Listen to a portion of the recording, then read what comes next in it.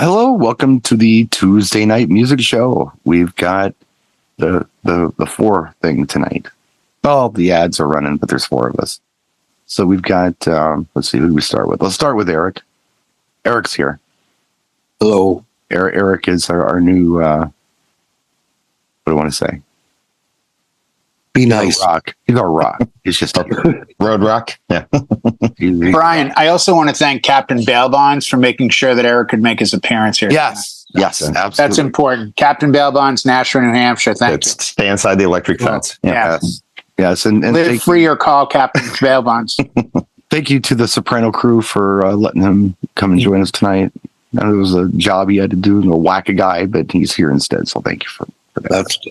Whack-a-mole. It was whack-a-mole, Brian. Whack-a-mole. Being recorded. Yeah, it's Glad to be anywhere. Glad to be anywhere. second time I've heard and used that phrase today, whack-a-mole. And we have Jay from Your life's exciting. What's He's up? here. Jay's got stuff to talk about, and you'll find Sure. out later. He's got a lot of things to talk about. Probably. And of course, we have Mr. Boston, Mr. Halloween, Mr. Boston John. I am. We're in season tonight. We got the great pumpkin on. So. Well, hold on a second. You're watching this at Christmas time, but yeah, we're we were recording in this season in October. So yeah. Merry Christmas to you all, but Happy Halloween to the people living in our As the snow comes down, what's this? our universe at the moment. Yeah. It's Bison springtime. Pumpkins. Recording in fall, released in spring. I mean, go figure. So, John, what do you got for us for records tonight? I felt festive for the holiday season, and I got thinking that we should pull a holiday record based on where we are. Nice. Do you want to guess who has? I know what it is. Do you know who's got this I know record what for it this is. special holiday that I love? Can I guess? You can guess. I played this song 2 weeks ago. Oh, Jay knows it. Okay. Shall we Oh, bring yeah. up the rest of the way? It is the Haunted House played of it. Rock. Yep, it's a great track. Extended mix, haunted mix, vocoder, and a cappella on the 12-inch single. I had to have this when it came out. That's not what I would have guessed. Seriously? not? Yeah. What are you going to guess? Freaks Come Out at Night? Yeah. Escape? Oh. Oh. No, Freaks Come Out at Freaks Night. Come Out at night. That makes sense. That But works, Haunted that House works of too. Rock. Haunted House of Rock is a go-to for the month of October. This is the jam. All right. I played it 2 weeks ago when we did the Halloween sets. You guys keep Yeah. this going home, 108 BPM. Yeah. I think Michael Jackson takes credit for like being the king of holidays, and he did the Halloween. But Curtis Blow did Christmas rapping first, and it the rap game was very much on getting some stuff out for holidays, and that's how you get a holiday song, right? It was kind of an unusual pigeonhole for these guys to Haunted House of Rock came right in the middle of Houdini being super popular. Freaks Come Out, Friends. All that stuff was dropping, and I heard on the radio. I'm like, this is definitely Houdini, because when you hear Jalil and you're like, I know this is Houdini. I have to go and get this record. Yep. I want to say 84, 83. Great. Zomba Productions, great record. I'm still tagged with Cosmo C, my name back in the day. Oh, throwbacks. Wasn't one of the first ones I bought, but I just knew that, seasonally, we had Christmas songs we'd play. We had Valentine's had plenty of stuff, but Halloween was a huge holiday, and that's when people had parties, and you needed to have Thriller and Somebody's Watching Me and songs like that. So I highly recommend Houdini's Haunted House of Rock. There's a long B section that you can jump over to get back to the lyrics and probably cut it down to about 4 minutes. Wow. That's my Halloween pick. I totally would have gone Freaks Come Out at Night. I totally would have thought that's what you were going to do. That's still another perfect choice. It's another great one for Halloween. Who's next? Totally. I'll go. I'm going to try to stay in the holidays as well. Oh, you want to go, Eric? Okay. Go for it. No, you go. Okay. I don't have a holiday one anyway. Oh, I've not done this one before, and I like John. I wanted to stay in the holiday mode of Halloween. And at first, you're going to go, "This doesn't make sense. It's not Halloween-y." But if you think about the message of it, I think it fits as a Halloween album. This is, in my opinion, the best rock opera ever done. I have listened to the CD from beginning to end probably 50 times. analyzed the story, sat around with my other music geeks and said, Sister Mary is this. I think she's a hooker. No, she's a nun. It's this and that. I know So, where of you're course, going. we're going back to 1988, the third studio album from a band that their first album was just an EP with 4 songs named after the band called Queen of the Reich, the band Queensryche from Seattle, Washington. And the album is Operation Mindcrime. And from the first track to the 15th track, it tells the story of a guy named Nicky who falls in love with this girl who is a nun, but we realize she's become a nun to hide from Dr. No, who's doing this mind control stuff. Tracks you may know if you've ever listened to Queensryche. You will probably know, Eyes of a Stranger, I Don't Believe in Love. You may know Breaking the Silence. You should know Operation Mindcrime. Anarchy X, which is an instrumental, you should know. Spreading the Disease, you should know. Sweet Sister Mary is like a 10-minute opus. That's huge. That's an awesome. It's a great, like, you drop the needle and do it. And when I've seen Queensryche, I think 4 times. I saw them on the Empire tour in 1990. They opened with the big hit off Empire where he takes the basketball shot. And they had a basketball net on stage suddenly, and Jeff Tate got the shot. But then after like 3 songs, they just said, we're going to do Operation Mindcrime in its entirety in order. And they did the whole thing. Always awesome to see that live. A whole themed album, like beginning to end. Yeah. And who does that? King Diamond does that, but there aren't many bands that can put a story together that holds. I think of, metal as being a more Halloween-y type. It's dark. They're wearing black, yada, yada, yada. So for me, it's worth, if you want to hear a rock opera, and I can probably only name, Brian, you can help out on this. You've got what? Quadrophenia, Tommy, Operation Mindcrime. That's really the only 3 that come to mind. I know I'm missing something. King John and Zach, Abigail. Abigail. Like Rocky Horror Picture Show. Yeah. Yeah. Okay. That's a perfect one. Yeah. Yeah. And that's all Richard O'Brien. He's awesome too. Yeah. Yeah. Even if you don't see a visual. And the beauty of Operation Mindcrime, there's, I think, 4 videos from it. I actually bought the DVD that has. You could also argue Blues Brothers. Yeah, but I don't know that the album follows the plot. Like this, Operation Mindcrime has songs that they're only a minute long that tell stories within the album. Yeah. And it's weird because Aerosmith did that with, is it Pump or Get a Grip? I think Pump, where they have, like, there are tracks running in between tracks. Like there's no dead air. But this was like, there's no dead air on this album. There's never a stopping. So if you play the CD, it runs for 15 tracks in its entirety straight through.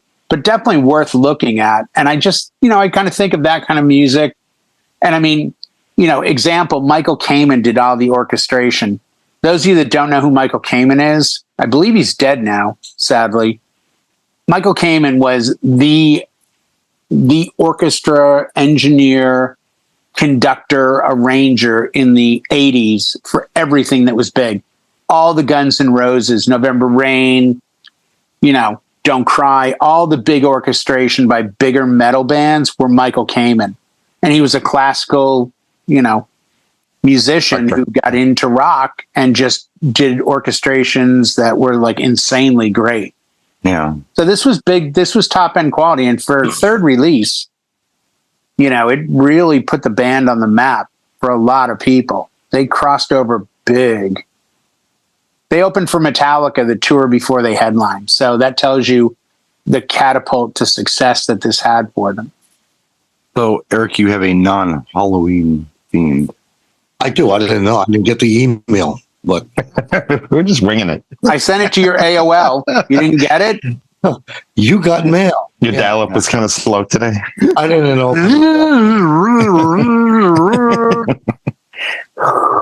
I'm going with a British R&B singer-songwriter released in 1989. It's the greatest hits album of Billy Ocean. Oh, yeah. Okay. The Billy Ocean goes way back. This guy had a lot of ballads, and then he come out with, the Going Gets Tough, the Tough Get Going. Yeah, Get Out of My Dreams, Into My Car. Caribbean Queen. Or Caribbean Queen, depending on what part of the country. However you want. Same song. Yeah. How far back does his greatest hits go? Does it go back to his 70s stuff that he was doing? He was doing almost like Motown sounding stuff. Yeah, this particular one, I think, was like, oh God, where is it? I had it pulled up. I don't know, but a lot of his 80s stuff it's the singles of the 80s. That's what it is. Suddenly played that at weddings all the time. Right. Oh, Suddenly was big. Yeah. Suddenly, There'll Be Sad Songs. Yep. Right. License to Chill, which was a new release when he did the album. I'm looking at the very best of Billy Ocean here. Yeah, that's different. That's his early stuff, I think. No, it's everything. I'm looking to see if his old stuff is on here. That it's really cool. Was he always a solo, or was he with anybody? Was he like a Ray Parker that came out of a band? Or to my knowledge, he was always Billy Ocean. Yeah, he's still around. I saw him do a festival like 2 years ago, and he sounds identical. He's got long gray dreads now, but he sounds identical. Wow. Yeah. Get out of my dreams. This is all my car. Yeah. This is all the 80s stuff. There's Love Really Hurts Without You. That's the tune I was thinking of. It's very Motown sounding. I love that Brian that is from I've never heard. Yeah. From how back does that go? If you had to guess, was that like late 70s, or has he really been around a long time? Billy Ocean, Love Really Hurts Without You. If you had to guess. Mid 70s.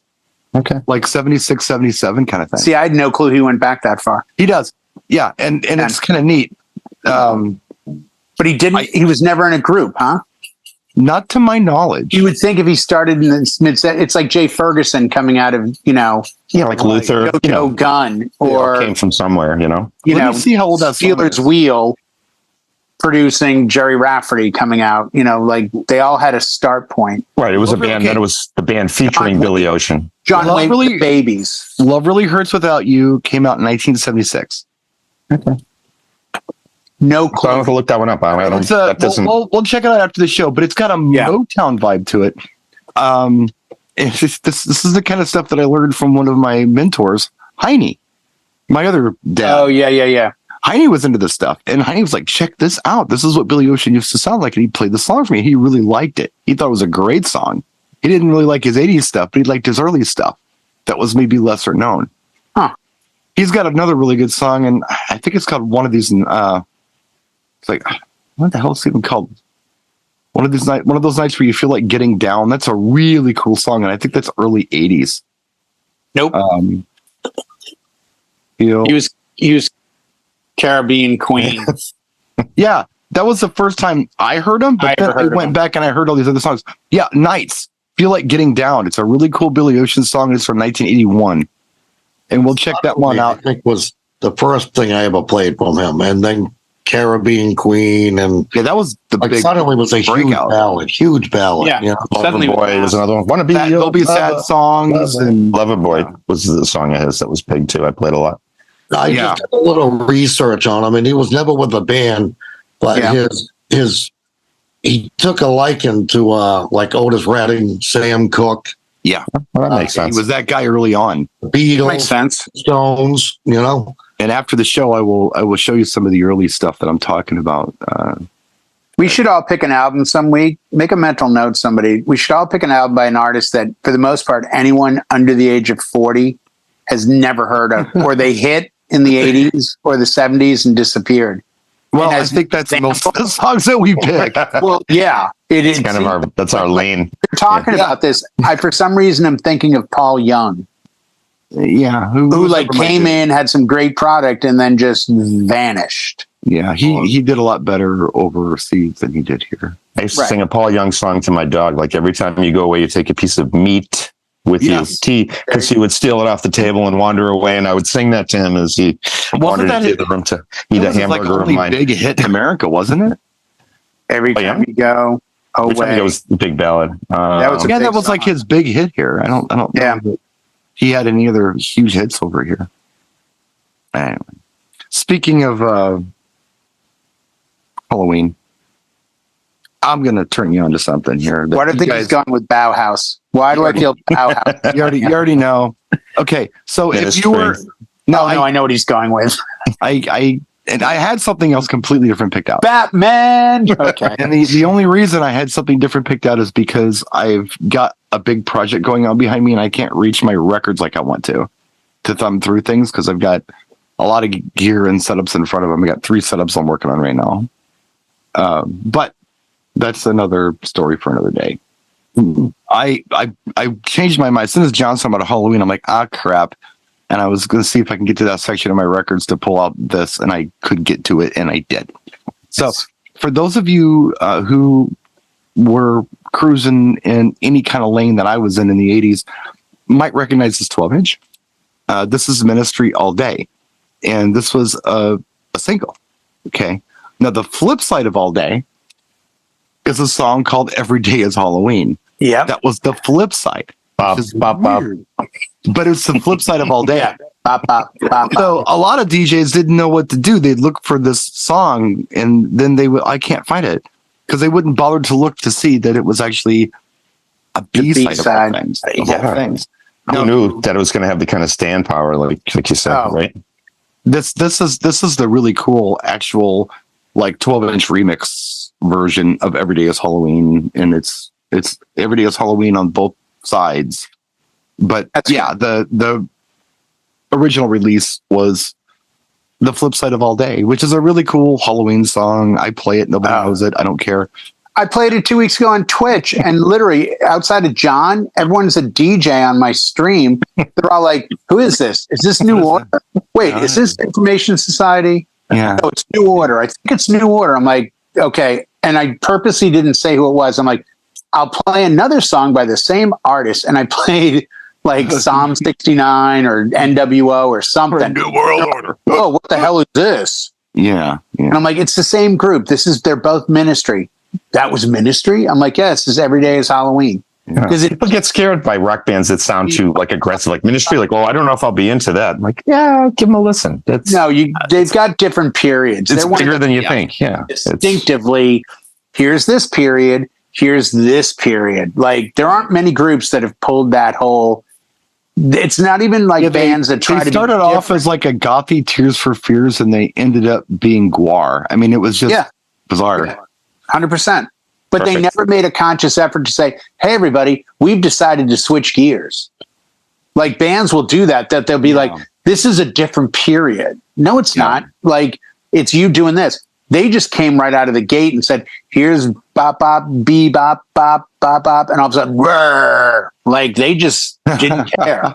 Al Jorgensen's pretty genius in my opinion. You've met Al. I have met Al, and that's really cool. He's super cool guy. I'd love to meet Al someday. Yeah, because I've been a fan. I've been a fan since the Revenge album. Oh, you would have had a much different conversation. I won all my points with Al when I told him how much I loved seeing him with Hansel and Gretel and My Life with Thrill Kill Called, and he immediately smiled and he goes, "That's one of the best tours I've ever had. Where did you see us?" I said, "San Diego, 4th and B." I said, "It was stellar. Hansel and Gretel opened, My Life with Thrill Kill, and then you." And then I quickly went to, you should really do like a weekend festival of Wax Tracks meets goth and industrial. You could headline one night and have like 9 Inch Nails headline the next night, and you could just see the wheels. He's like, "That's a really good idea." I'm like, "But bring everyone. Get Lords of Acid to do it too." Yeah, bring Thrill Kill Cult. Bring Thrill. And FDM, we want them all. Yeah. Just bring Front 242. Oh no, I started naming Revolting Cogs. Get them all. That's him too. Like, Jay, you're my new best friend. That's why, because he was like, "Oh, you're not some wannabe fan." Like everyone else was like, "Oh, I like that song that you did on that TV commercial for Volkswagen." And I'm up here going like, I saw you handsome. It was for Budweiser, by the way. For Budweiser. Yeah, exactly. It's like, wait, what? Yeah. No, I think he respected me. Oh, so you 8 years ago. It's like, yeah, but I couldn't talk to him the way you could talk to him about like, hey, remember in 1963 when you put out this? It's like, oh my God, you bought that? You're the one. Well, Like, I mean, Chicago was right down the road. We didn't get the house music, but we got the wax tracks. well, and that's it. So- Like, you're one of the first people I ever met because I didn't get into wax tracks till the 90s out here. And I got very into wax tracks very quickly. And it was like the deep, like, boom, here I am. And you're one of the first people I met in this DJ community of like wedding and mobile and all that, that I said that brought up wax tracks, or one of us said it. And I just was like, holy geez, he knows who that is. Like, he knows the label. Like, he can talk about it. Like, we talk about it on the phone. I'm like, because you say My Life with Thrill Kill Cult, you can't even find DJs today that know Sex on Wheels. Forget the rest of their catalog. Right. Lords of Acid, like Sit on Acid. That was a staple at one point Yeah. in the club world. Yeah. And now it's like, you can't even, again. Well, for a hot minute, 89 it was. I remember it getting played there that summer. I remember. Well, I mean, if you were in a club and you heard Sit on Acid, you knew the club you were in. That was a hard track to fly by. What was bizarre about those times, and I try to explain this to people, and they're like, I don't understand, because everybody wants to stay in their EDM lane or their house lane. Or This is hip-hop very lane. more industrial and energy about that stuff. I would hear tracks like I Sit on Acid right before or after I was hearing tracks like Samantha Fox Love House. I mean, that was just the vibe. It was different. And it was like Book of Love doing, the Tubular Bells, Pretty Girls, Pretty Boys mix. And it was just weirdness. And then you hear Inner City, which is like technically techno. Good like Life. Good Life. Yeah. Yeah. I mean, that was hot then. Yeah. But it was and Madonna was in there and Prince got played. Right. Michael Jackson got played. And then all of a sudden we're playing Ministry. It You strike on something that I think important for DJs to understand. You were there. You played this stuff. You were there. I wasn't there. It wasn't my scene. I was going to really small clubs, seeing metal live acts. You mean like Queensryche? Like Queensryche. Okay, there you go. And then I would go, and then when I suddenly did get into the more dancey stuff, starting probably with Utah Saints, and then having someone go, have you heard this? Right. There was a lot of my education came from, oh, you don't know Nitzareb? Here, check it out. Oh, I like this. Yeah. I mentioned one night to a guy at a bar in San Diego about loving Type O Negative. And I think My Life with Thrill Kill Code came up and he goes, oh, you have to check out Skinny Puppy. Oh, I do? Yes. And I go check them out.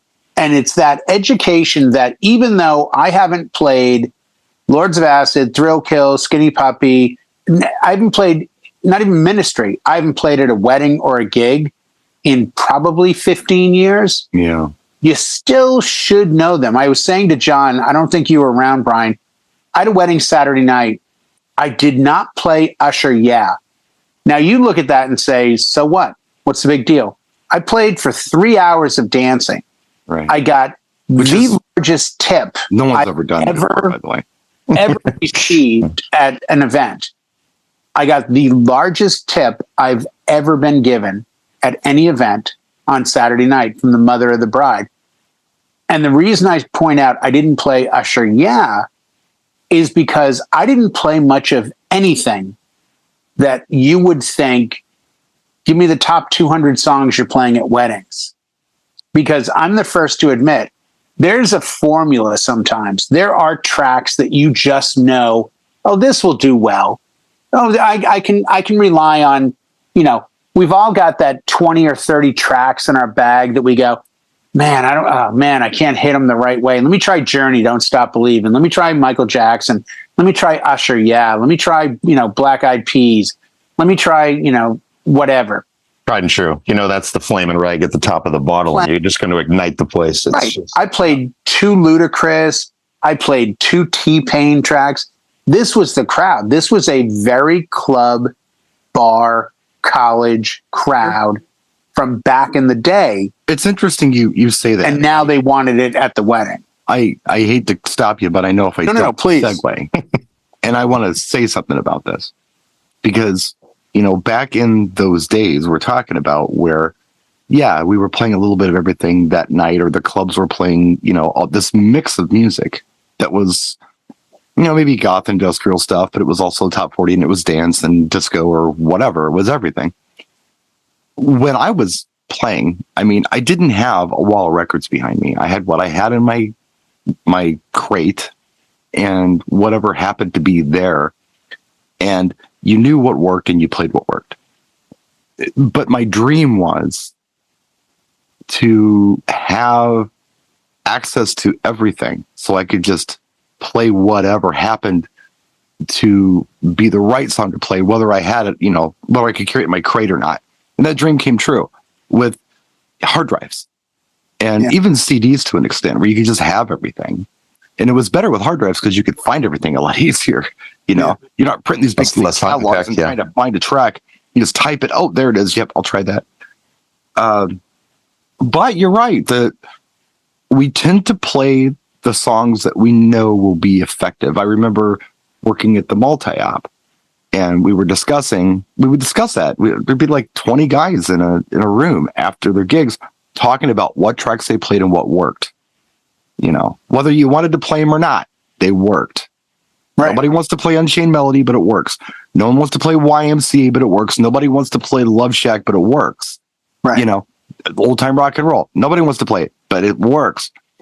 So I always thought it was fun to have the gigs where I could just play other things and surprise them with songs they knew but didn't think to ask for that were fun.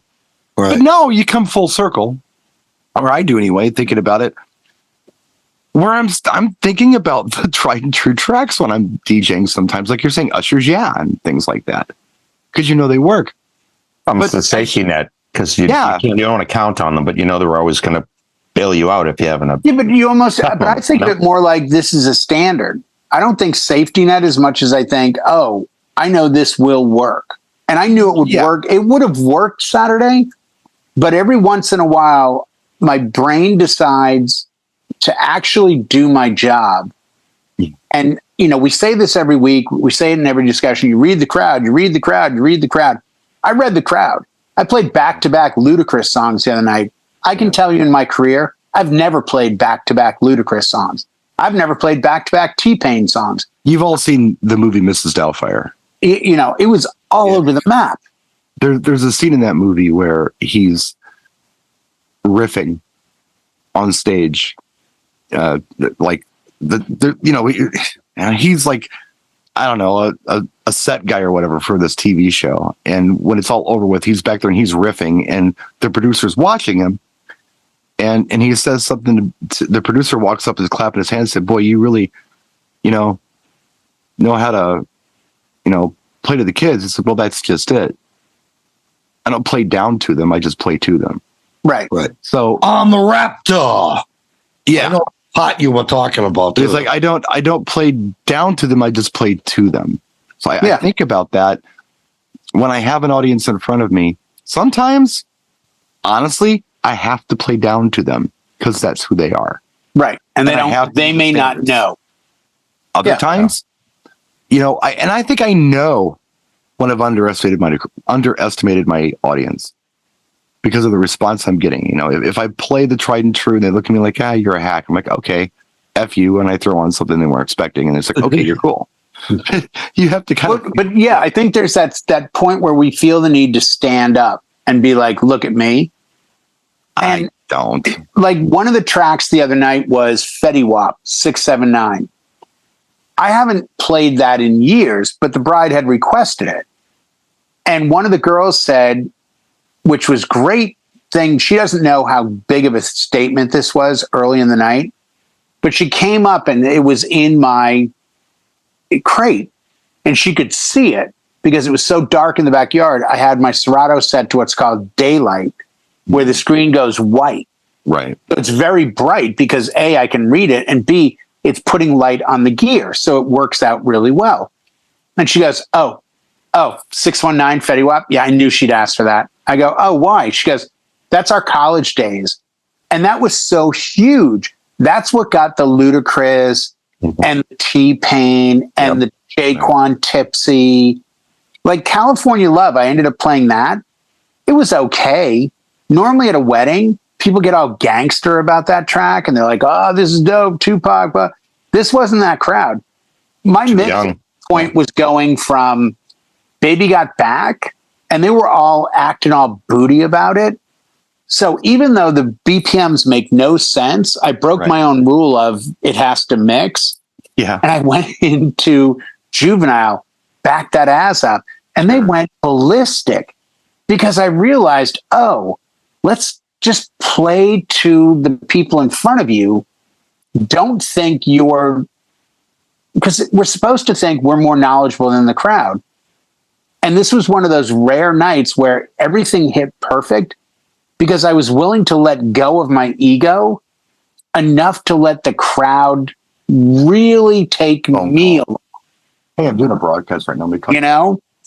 So I'll post the list. I'll pull it up tonight and let you see. And you look at me as the DJ and the list and track list. And it was magical. It really was. I opened with Gimme, Gimme, Gimme. Yeah, that's a big one right now. That was my opening track. Yeah. And I stuck up there. I stuck up with some Tiesto Black Eyed Peas remixes.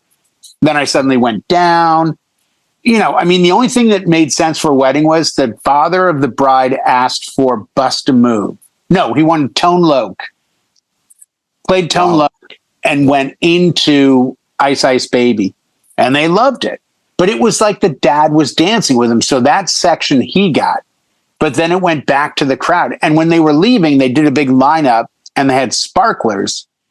And she goes, I want trumpets. I'm like, okay, cool. Play trumpets. Playing it. And it's, you know, trumpets isn't that fast. It's an okay track. And she's waiting to go up the thing. She goes, you're going to play this again? I'm like, yeah. She goes, what about something else? I go, I'm going to be honest. What about High Hopes? Panic at the Disco, High Hopes, a little more energy. You're going upstairs. You go to Kiss. The sparklers go off. Let me try that. And it crushed. People started jumping up and down more. It was like, but it was that in the moment that you kind of strive for at an event. And I'll be honest, my next wedding will be much different than the wedding before. As it should be. Yeah. Because the knowledge of, hey, I don't have to stay in the reading the crowd here. I can step out of the zone a little bit and let me try something. Always be prepared. I mean, my advice is you want to step out of your realm, be prepared. Like have another track ready, because if you hit them with this and it fails, you got to get them back quickly. Yeah. Get out quick. For those of you who, you know, for those of you who didn't see the first season of the show, okay, I'm going to just do a little catch up here. So what Jay is kind of referring to is something that Jay and I do argue about sometimes, where Jay has in the past had the opinion that when you are DJing at an event, it's all about what works BPM and key wise for the next song. So you got to keep that continuity going. That to a certain extent, I'm notorious. My argument is, yeah, I do sets of that, but I don't typically do it for extended periods of time because the next song isn't necessarily going to match up BPM wise. The right song to play next isn't necessarily going to mix well. So 100%. We've had this argument a lot. Yes. So what's funny about this is that Jay, I'm making your side of the argument, is seeing my side of things. No, I am 100%. But hold on a second. I got to say this. The punchline is, I did the opposite last Saturday. I did the Jay way last Saturday. How'd it work? It worked great. Everything You're right. I was in a pocket for about an hour and 15 minutes, and that's unusual for me. But what happened was, it was kind of like a Jay Temecula wedding where I was doing like 3.5 hours of dancing. So, you know, I wasn't doing till midnight kind of thing. Right. It was till like 11, but I didn't start until 8. So the first, I don't know, hour was really strong. at this wedding, and I was bouncing around like I always do. And then things got quiet, and it started to trickle off a little bit. And a lot of that had to do with the parents of the groom insisting that I play Taylor Swift songs for their daughter that was not working for the rest of the audience. Every time I get something going, I had to play a damn Taylor Swift song. Yeah. And I played like a lot of them because they kept insisting on them. And finally I said, look, they would be happy if I just played Taylor Swift all night, but I'm going to lose everyone else if you don't knock this off. So it got quiet because I kind of lost people in this whole Swiftie thing that the parents were insisting on. And we accepted it. And they were like, hey, that's cool. We're just going to chill, just play some background music. And about 45 minutes later, the sister of the bride came up and she said, can you play some 90s? I'm like, 90s what? She says, dance. I said, like hip hop or like dance? She's like, no, dance. I'm like, all right.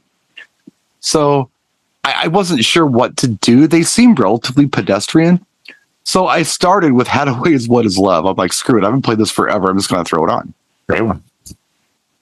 Dude, I did Real McCoy. I did all kinds of stuff. And then I went into the 80s with it, with like Push It and, Nice. you know, some energy stuff. And then I jumped into the 2000 teens with it, which was more like LMFAO and Flow Rida. And then I went back to the 90s. I did this for about an hour and 15 minutes. And I got that. I was thinking to myself the whole time, I'm in that zone. I'm between 122 and 130-ish BPM. Yep.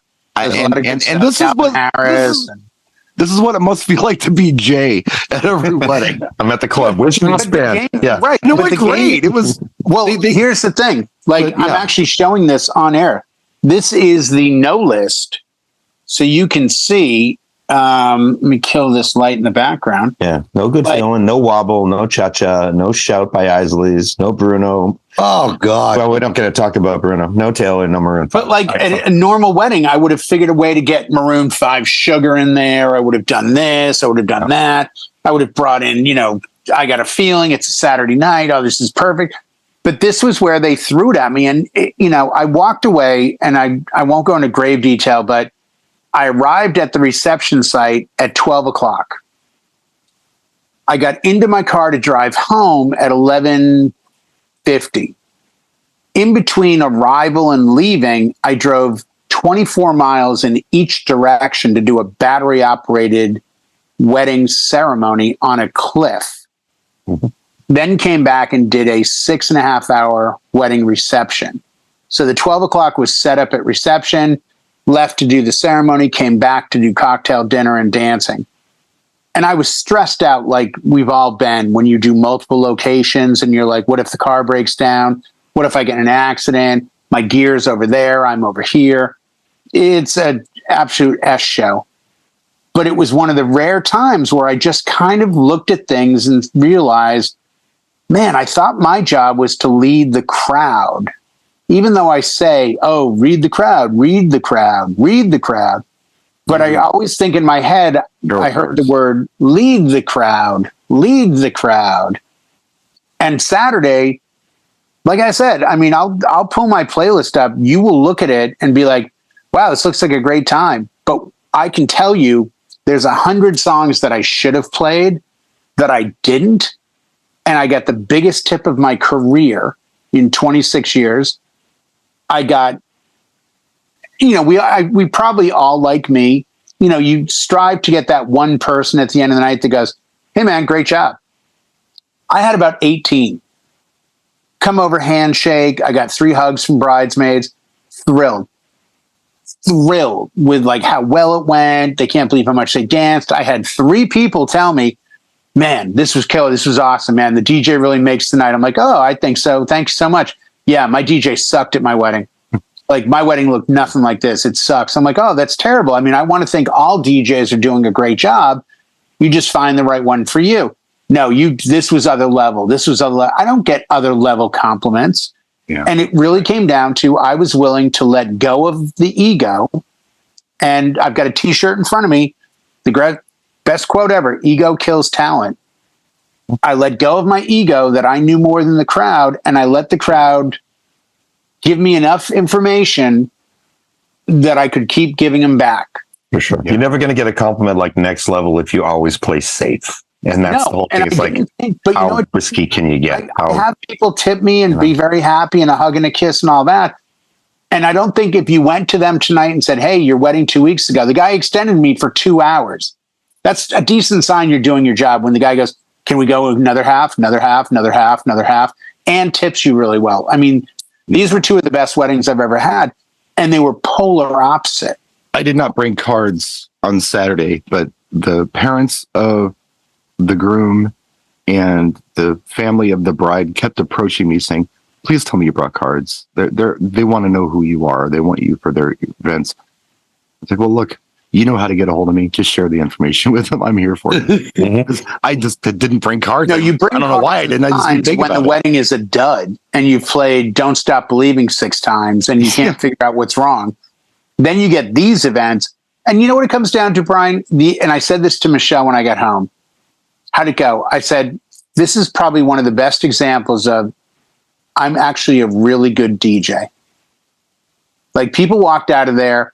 I was hitting my mixes. I was going from weird track to weird track. I was hitting right on the vocal. I was right on the ones. Sure. Everything ran perfect. And it all came down to, I got in that zone that they gave me, and we all went for a ride. I think maybe the takeaway from all of this is something that I used to say a lot when I was doing a lot of garter bouquet tosses. You're only as good as your last gig. Good night, everybody. Thank you, Brian. I would get on the microphone. Don't drop the mic. Yeah. Okay, it's time for the garter toss or the bouquet toss, whatever. And I would say, you know the rules? There are no rules. Your mission is to catch this thing. Yeah. There are no rules. No. Forget the rules. Don't be afraid to learn. Don't be afraid to be the DJ that walks away better than you started, because you actually were willing to learn how to do your job that night. When we speak in absolutes, come out of my mouth. When we speak in absolutes about anything, you know, you must do it this way or you must do it that way. We're always 100% wrong. It's just there's no way around it. But there's always an exception to that. Right, but isn't it the best feeling to know that 27 years of doing my job, I'm on an entirely new high. And no matter what happens at the next gig, it won't change that I've now seen that side of the DJ mountain and I know it exists. Yeah. Now I will strive to add that into the toolbox of this is a atypical wedding right down the middle of the road. They only know the hits. But if I can get a memory from college or high school or sitting in a Piggly Wiggly parking lot in a F-150 drinking Pabst Blue Ribbon. That's really specific. Whatever. Well, you sometimes, whatever it is, I'm so excited that now I know that 100,000 songs and all my streaming services aren't just there as lip service. Yeah. I don't have to just play this. Right. Or this, or play it this way. I can go out of the way to go, like I said, I'm telling you now, there's 0 plays on my Ludacris tracks. There's 0 plays on T-Pain. Yeah. Buy You a Drink. I haven't played Buy You a Drank. Yeah. I couldn't tell you. And it crushed them because I took one risk and went. So always realize it, don't get stuck. Don't just perform. Be on the Danny Tenaglia. Great comment from Danny Tenaglia. Always keep one foot on the dance floor, one foot in the DJ booth. Yeah. And I guess the moral of the story here is don't be predictable. Very much so. Into this, to yourself. To yourself. Right. Yeah. Don't be predictable. Like, I know this goes well with this, I'm going to do this. Yeah. But it's an easy way out. But you don't think you're cheating. Right, I didn't think all my other events were cheating. I'm like, I know these tracks all work, so I'll do these tracks. It wasn't an exploratory service. It was just the crowd said, hey, we know these tracks, but we love these tracks, and it's going to bring up a memory. And once you see that reaction, go for it. Don't feel you have to then steer back over to don't let off the gas. Stay on course. Yep. You're going down a new course. It's okay. Don't be afraid. Keep going. Keep throwing what works. You have to pay attention to music. You have to pay attention to who you're playing in front of, because there are some audiences that I play in front of. I gotta just keep it simple. Absolutely. But you're doing your job. Yeah. But sometimes your job is essentially what it is for you. They did my job for me the other night. They allowed me to listen, but you were listening and you were watching. Yeah. So, and you weren't just saying, all right, guys, listen, I know how to do this. Just follow my lead and do it, because this is what we should be doing. You didn't do that. No, it's boring. You watch, you listen, and you win. Blow the whistle with Salt Shaker, 2 or 3 Luda, 2 or 3 T-Pain, just like, oh, this works. Let me try this one again. Oh, damn, that worked. Okay, what else? I mean, like the staples, the 50 Cent Into Club. Nope, didn't play it. Played Tipsy. Did drop California Love, but the Usher, didn't drop. If I was writing a story for a magazine, it would be titled, I didn't play Usher at my wedding the other night. And the world didn't stop. And the world didn't stop, because I can tell you, I have played Usher at every event I've done since that song came out. I didn't play 24 Karat. I didn't play Uptown Funk. I didn't play any of those. I've been avoiding a lot of those too. Not consciously avoiding, I didn't. But I've just been doing other things. And it was like, wow, the night is over. You're there for 3 hours playing dance music, and you realize, oh my gosh, I didn't play any of the tracks I would normally play. There are a lot of it. Off script. That's the way you want it. That's awesome. There are a lot of it. It doesn't happen often. It doesn't happen often. But when it happens, trust me, hold on tight and go with the flow. Go with the ride. There are so many events that I've done, and I'm just thinking out loud here, where they have specifically said things like, we don't want any line dancing songs. Like, all right, fine. Saturday night. No. So you play, you don't have to play line dance songs. But then, like, toward the end of the night, they're drunk and like, we want to do the Macarena. I'm like, you said no line dance. Like, we're drunk and we want to do it now. Yeah. Okay, fine.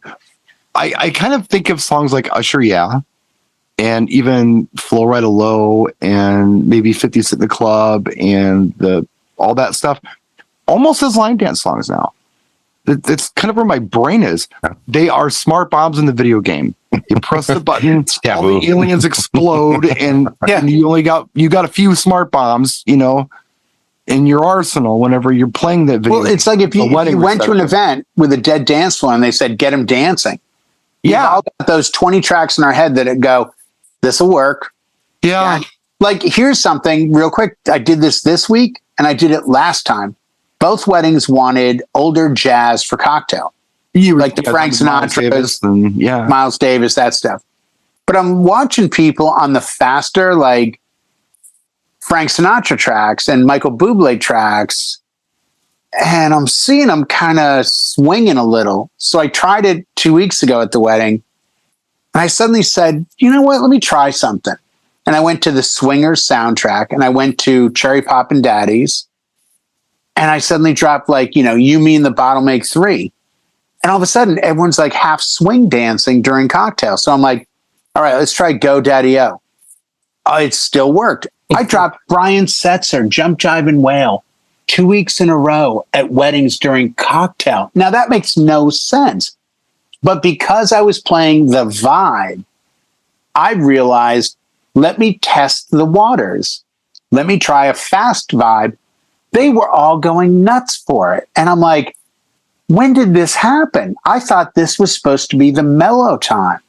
I didn't think I was doing 126s during... That's what I love about being a DJ. I love admitting, A, I'm never perfect, and B, I'm so excited to learn that there's new music that I can draw from and do my job better. I just want to be better, and I want people to walk away as they did the other night and look at me and be like, man, you're a great DJ.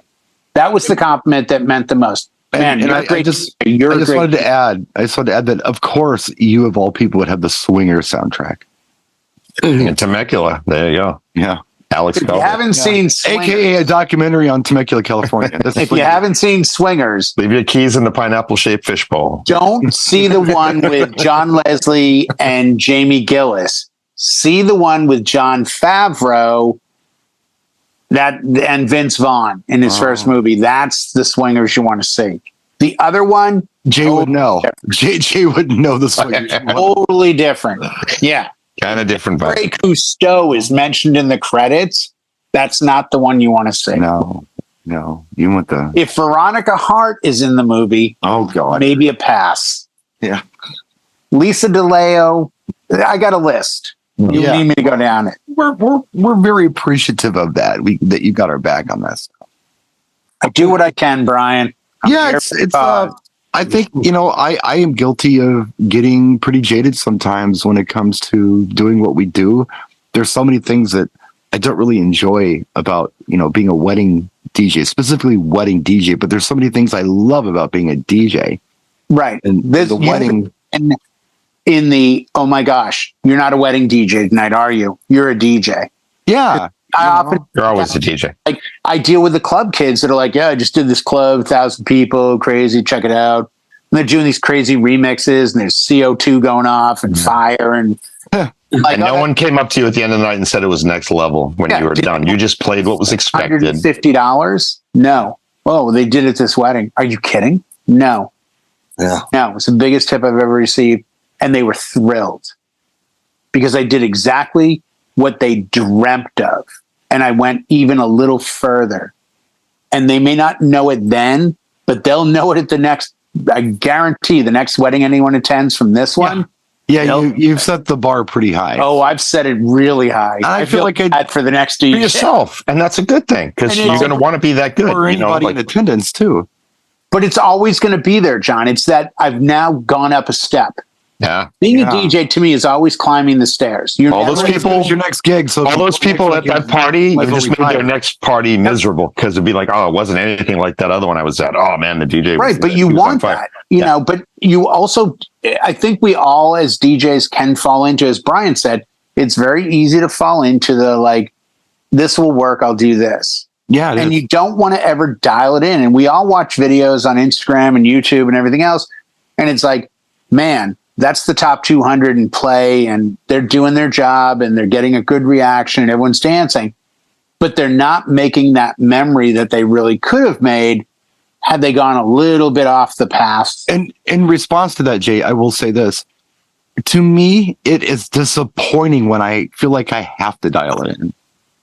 Like if it's, okay, it's Love Shack, it's old time rock and roll, it's Usher, but that's our job too. That's our job, but it's disappointing as an artist that I'm just doing this crap again.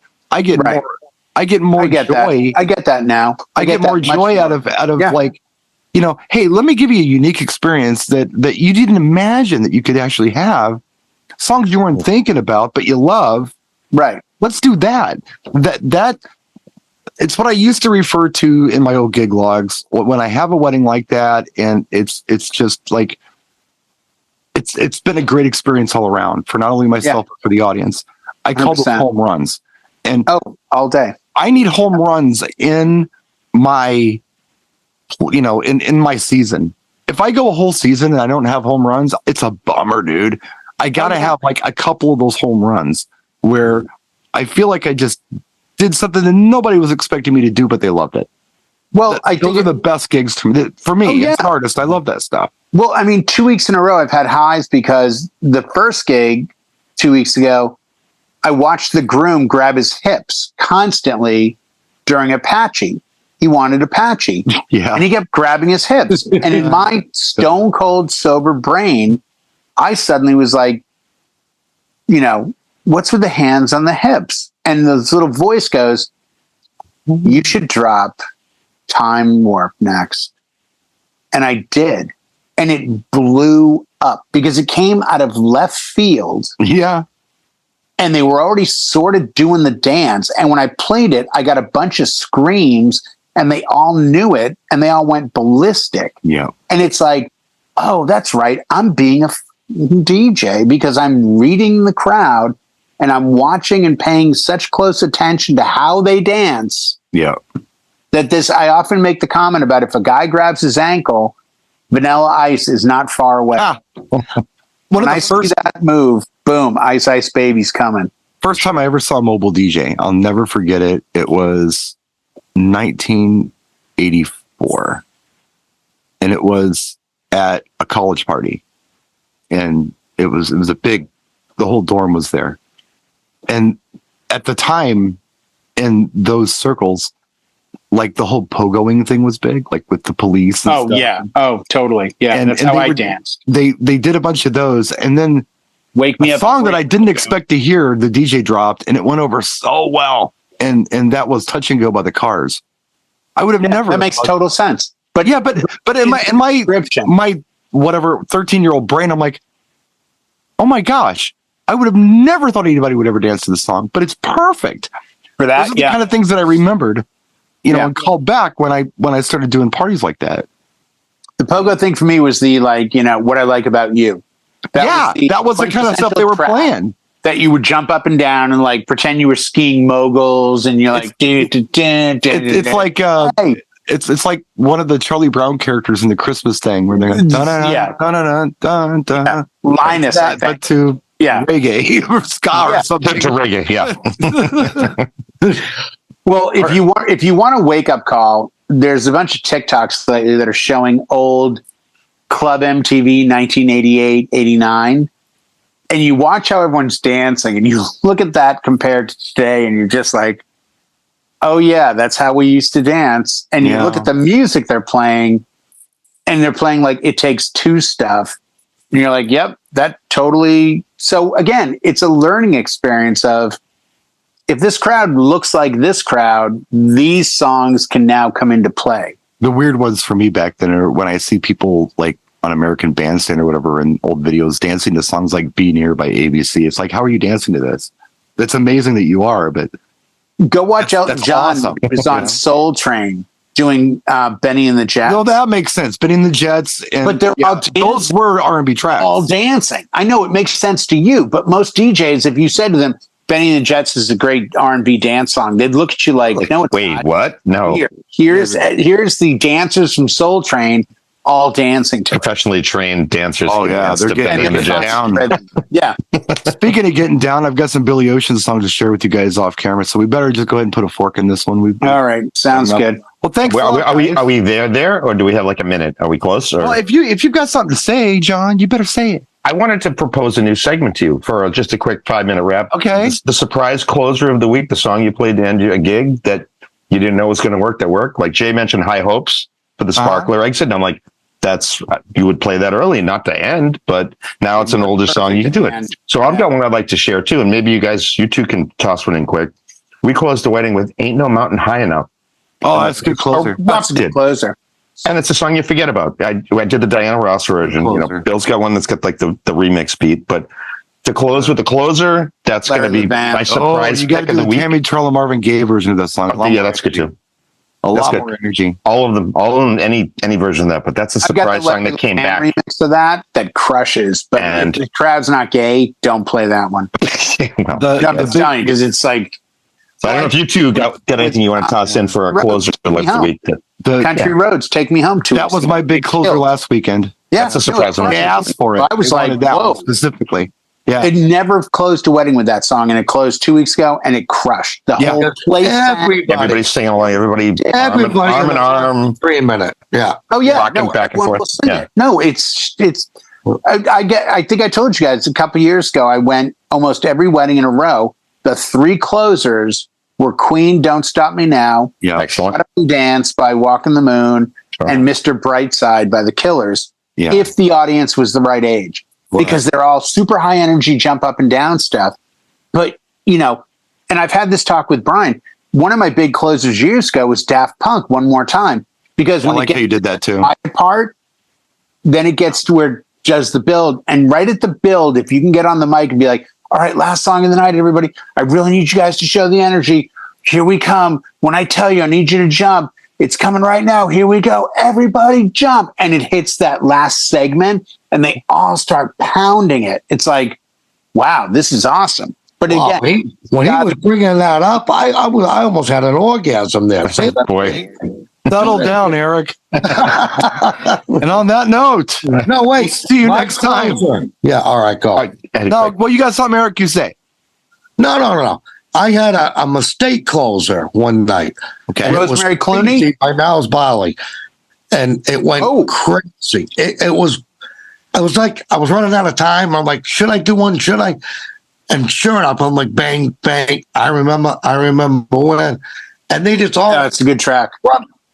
And all sang it and the dudes, I don't know. It was just, it was a good energy song to get out with. So, yeah, for sure. That makes sense. Yeah, let's start doing that because I think there's a ton of great closers. No, there are. Okay, now you can put a fork in it. Okay, yeah, let's fork it. We'll see you guys next week. Thanks for pausing the camera before I'm done with my ending thing, by the way, too.